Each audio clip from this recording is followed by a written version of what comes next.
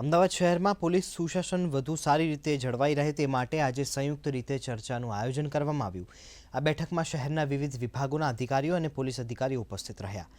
બેઠકમાં શહેરમાં થતી વિવિધ પ્રકારની ગુનાખોરી, ટ્રાફિક સમસ્યાઓ અને અન્ય કાયદો અને વ્યવસ્થાને લગતી બાબતો અંગે ચર્ચા કરવામાં આવી।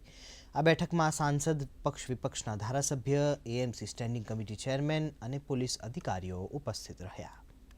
શહેરમાં કોઈપણ ગુનાખોરી ના થાય અથવા તરત પકડાઈ જાય એના માટે સીસીટીવી કેમેરાઓનું નેટવર્ક વધારે કરવા દરેક ધારાસભ્યશ્રીએ પોતે 25 લાખ રૂપિયા અને સંસદ સભ્યોએ પણ 25-50 લાખ રૂપિયા બજેટ આપવાની માનસિકતા બતાવી છે।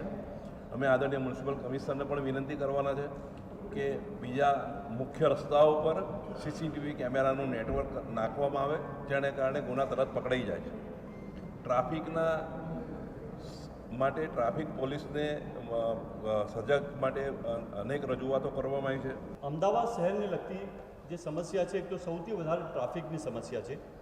એના અંદર ટ્રાફિકની વ્યવસ્થામાં જ્યાં ઓવરબ્રિજ છે, ફ્લાયઓવર બનાવવાની જરૂર છે ત્યાં બ્રિજ તાત્કાલિક બનાવવા જોઈએ।